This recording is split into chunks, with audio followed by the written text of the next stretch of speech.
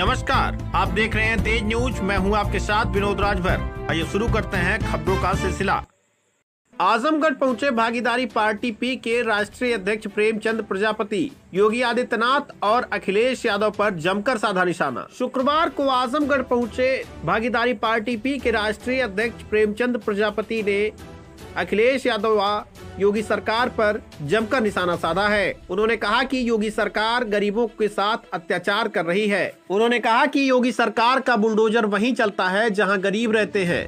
कहीं पर दबंग रहते हैं तो उनके खिलाफ योगी सरकार बुलडोजर की कार्रवाई नहीं कर पाती है। कुछ दबंग जातियों पर यह सरकार कार्रवाई नहीं करती है, जबकि गरीब तबके के लोगों पर अत्याचार किए जा रहे हैं।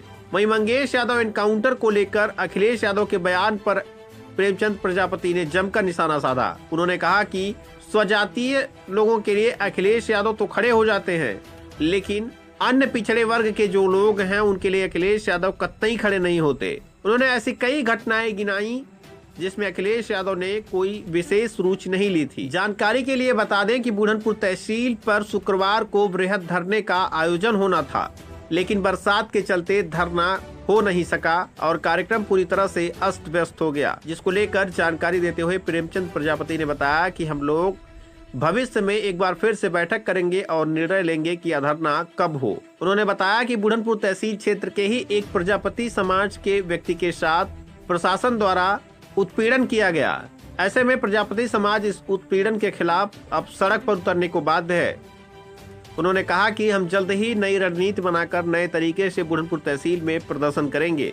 प्रेमचंद प्रजापति, राष्ट्रीय अध्यक्ष भागीदारी पार्टी। आज आप लोगों ने एक धरना का प्रोग्राम रखा था, हालांकि आपने उसको बाद में कैंसिल कर दिया, क्या वजह रही और धरना अग्रिम तिथि क्या है? देखिए, कैंसिल नहीं हुआ है। इतनी बरसात हुई कि बरसात में कार्यक्रम अस्त व्यस्त हो गया, गाड़ियां नहीं पहुंच पाई, लोग नहीं पहुंच पाए। तो ये हुआ कि चलिए अब कोई और डेट डिसाइड करके तो बड़े स्तर पे करेंगे। देखिए, कल मैं आजमगढ़ में आया, इस भारतीय जनता पार्टी की सरकार में ये स्थित है। कल निजामाबाद में एक हमारे संगठन के साथी हैं, वहाँ के शासन प्रशासन के लोग मिलके गलत तरीके से उनकी ज़मीन को बेचना चाह रहे थे, ऑर्डर कर दिए। फिर वहाँ जब लोगों को पता चला तो लोगों ने विरोध किया। कल हम लोग बड़े स्तर पर जिला मुख्यालय पे घेराव का कार्यक्रम था, तो पता चला कि शासन प्रशासन के लोगों को पता चल गया, तो पहले ही जाके उन्होंने मामले को आपस में समझौता किया। और आज आप लोगों ने देखा यहाँ जगह जो ये तहसील है बुढ़नपुर तहसील के अंतर्गत एक प्रजापति समाज की 130 वर्ष पुरानी धर्मशाला थी। किस गांव में? ये भैरव बाबा। अच्छा, भैरव बाबा। हाँ, तो अब इस सरकार के लोगों ने गलत तरीके से पूरे बिल्डिंग को ढहा दिया, तो लोगों में, यहाँ के लोगों में बड़ा आक्रोश था। क्यों गिराई गई बिल्डिंग? अब इतनी सरकार के लोग क्या है, अभी आपने देखा कि बनारस में जो शहीदों का एक स्मारक था जहाँ लोग बैठते थे, 20 दिन पहले बाबा का बुलडोजर वहां चल गया। बाबा का बुलडोजर जहां, मतलब ये मान लीजिए कि बुलडोजर जहां दबंग जाति के लोग हैं, बाबा का बुलडोजर वहां नहीं चल रहा है। जहां कमजोर उपेक्षित वर्ग के लोग हैं वहां बाबा का बुलडोजर चल जा रहा है। और जाति से क्या मतलब है आपका? दबंग जाति से मतलब है कि वहां जगह बुलडोजर चलेगा तो कुछ और चलने लगेगा वहां जगह। नहीं, दबंग जाति से क्या मतलब है? देखो, दबंग जाति का, मैं किसी जाति का विरोध नहीं हूँ। दबंग का मतलब है कि जो क्रिमिनल टाइप के लोग हैं, तो किसी जाति के लोग हैं। जो दबंग का मतलब है जो क्रिमिनल है, जो भूमाफिया है, जो उपेक्षित वर्ग है, जो गरीब लोग है, जो जाति उत्पीड़न कर रहा है। जैसे बाबा का बुलडोजर है, बाबा का बुलडोजर आप देखो कि जो बड़े माफिया हैं उनके ऊपर नहीं चलता है। उनकी पार्टी में कम से कम 4 दर्जन बड़े माफिया हैं, उनका नाम नहीं लेना चाह रहा हूं। बाबा का बुलडोजर उनके ऊपर नहीं चलेगा। बाबा का बुलडोजर किसके ऊपर चलेगा? जो बेचारा एकदम निचले स्तर का व्यक्ति है, उसके यहाँ बुलडोजर चला के माहौल बनाते हैं। नहीं, आखिर जो जिनके ऊपर नीचे आप बात कर रहे हैं, जिनके ऊपर चला है बुलडोजर, आखिर क्या वजह है, उनके ऊपर क्यों चला है? मैंने बताया कि जो कमजोर व्यक्ति है, बाबा का बुलडोजर वहाँ चल रहा है। मतलब कोई मतलब नहीं। देखो खतौनी मैंने तो कहा कि भाई उसका पेपर वगैरह देखकर फिर काम करना चाहिए, उससे कोई मतलब नहीं है। अभी लेटेस्ट बात बताऊं मैं, आपके बगल का जिला देवरिया है। देवरिया में 13 वर्ष की उम्र में अमर शहीद रामचंद्र विद्यार्थी ने अंग्रेजों से लोहा लिया था, अंग्रेजों को भगाया था, गोली चलाई थी उन्होंने, और जिसमें उनकी मृत्यु हो गई थी। उनके नाम से पूर्व जिलाधिकारी ने जो वहाँ का स्मारक जमीन थी वो ऐसी पड़ी हुई थी, उन्होंने उसकी सुंदरीकरण करवाया, चारों तरफ से उसको बाउंड्री कराया। और अभी पर्यटन विभाग ने, जो पर्यटन विभाग के राज्य मंत्री हैं, मैं तो कहता हूं उनको भगवान बुद्धि दे, उनके लोगों के द्वारा वहां जगह ले जाके शिलान्यास कर दिया गया कि हम यहाँ पर्यटन विभाग का ऑफिस बनाएंगे। एक जगह आप एक तरफ शहीदों के सम्मान की बात कर रहे हो, एक तरफ शहीदों का अपमान भी कर रहे हो। उस भवन को आपने पूरी, मतलब आप समझ लो, मैं वीडियो दिखाऊं आपको, पूरे स्मारक के अंदर जो है नया निर्माण कार्य हो रहा है। अब अभी हम गए थे वहां पूरे दल बल के साथ, हमने अल्टीमेटम दिया कि इस काम को रुकवा दो, नहीं 18 तारीख को देवरिया में खूनी क्रांति हो जाएगी। और 18 अक्टूबर को हम कम से कम 10-15 जिलों के लोगों के साथ वहाँ देवरिया मुख्यालय का घेराव करने जा रहे हैं। हमारे कहने का मतलब, जो अमर शहीद रामचंद्र विद्यार्थी हैं वो किसी जाति विशेष के नहीं, उन्होंने देश के लिए लड़ा। और एक स्मारक को सरकार ने बनाया, फिर वही बाबा की सरकार उस पर जो है भूमि अधिग्रहण कर रही है।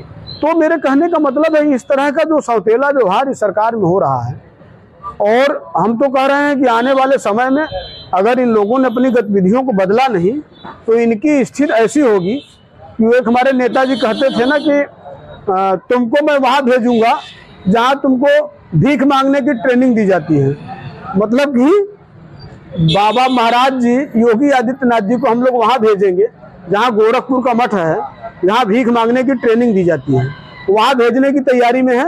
और इसको तैयारी को मजबूत करने के लिए प्रजापति, निषाद, पाल, विश्वकर्मा, नाई, ये जो उपेक्षित वर्ग है, ये सब गोलबंद हो रहा है। अच्छा, क्योंकि मामला तो पुराना हो गया, लेकिन फिर भी मैं पूछना नहीं, मामला पुराना नहीं, दूसरा एक मामला, अच्छा। सुल्तानपुर की घटना को लेकर, क्योंकि आप पूरे देश में राजनीति करते हैं जी। सुल्तानपुर में जिस तरह से एक यादव के साथ किया गया, उसको लेकर क्या आपका क्या कहना है? देखिए क्या है, उस मामले में मैं बहुत अंदर तक नहीं गया हूँ, लेकिन जैसा कि मैंने देखा कि आदरणीय नेताजी अखिलेश यादव जी का बयान आया, तो उन्होंने अच्छा किया, कम से कम ओबीसी के लोगों को बोला उन्होंने। लेकिन उसके साथ साथ जो ओबीसी में और जातियां हैं, प्रजापति है, उनके गांव के बगल में आदरणीय नेताजी अखिलेश यादव जी के गांव के बगल में 60 किलोमीटर की दूरी पर 5 प्रजापतियों को जिंदा जला दिया गया था। और मैं गया था, मेरे साथ बाबू सिंह कुशवाहा जी गए थे, जो अभी सांसद हैं जौनपुर से। और मैं तो कहता हूं नेताजी को 5 लोगों को जिंदा जलाया गया, तो वहां बयान देना चाहिए था कि ये गलत है। लेकिन तकलीफ इस बात की है, जो अपने आप को पिछड़ों के नेता कहते हैं, उन्होंने उस पर कोई बयान नहीं दिया। और आज जब मंगेश भाई का मामला हुआ, जो एक इधर बुंदेलखंड में एक यादव का और मामला हुआ था जो बालू के कारोबारी थे, तब भी उनका बयान आया था, और अभी मंगेश जी के भी मामले में बयान आया है। और जो अभी चंदौली में 2 प्रजापति की हत्या हुई 15 दिन के अंदर में, और इनके पार्टी के सांसद भी गए वहां जगह, वीरेंद्र सिंह जी, लेकिन नेताजी का बयान नहीं आया वहां। लेकिन मेरे कहने का मतलब है कि मैं आपके इस चैनल के माध्यम से एक मैसेज देना चाह रहा हूं कि कम से कम जो उपेक्षित वर्ग है, उनके पिताजी नेताजी मुलायम सिंह यादव जी उपेक्षित वर्ग में विशेषकर जो पिछड़ी जातियां थे, उनके हक अधिकार के लिए बोलते थे। तो मैं उनको आपके इस न्यूज चैनल के माध्यम से मैसेज देना चाहता हूं कि जो उपेक्षित वर्ग है वो भी आपका भाई है। इस तरह से सौतेला व्यवहार मत करो कि आने वाले समय में जो भी लोकसभा में जीते हैं ये भी सफाया हो जाए। इसलिए लड़ाई लड़ो तो सबकी लड़ाई लड़ो, सबकी बात करो, क्योंकि आप वोट तो सबकी लोगे, वोट आपकी जितनी भी जातियां हैं सबकी चाहिए। लेकिन जब हत्या हो जाती है तो आप एक जाति पर बोलते हो। अच्छा, बीते दिनों आप और प्रकाश राजभर जी के साथ आप लोग नजर आए थे, क्या भविष्य में भी ऐसा कुछ हो सकता है? देखिए क्या है, राजनीति में कुछ भी हो सकता है, लेकिन अब ओम प्रकाश राजभर जी उपेक्षित वर्ग के लिए बोलते हैं। मतलब उसका रिजल्ट जो भी है मैं उस पर नहीं जा रहा हूं, लेकिन कहीं जाति जुल्म अत्याचार होता है तो बोलते हैं, वो सदन में भी बोलते हैं और सड़क पर भी बोलते हैं, हर जगह बोलते हैं। तो भाई कोई व्यक्ति बोलेगा भी नेताजी बोलने लगे तो उनके भी फॉलोअर हम लोग हो जाएंगे, लेकिन नेताजी अखिलेश जी पूर्व मुख्यमंत्री जी बोलते ही नहीं है, वो सिर्फ एक जाति पर बोलते हैं और किसी पर नहीं बोलते हैं। तो कम से कम राजभर जी तो सब पे बोलते हैं।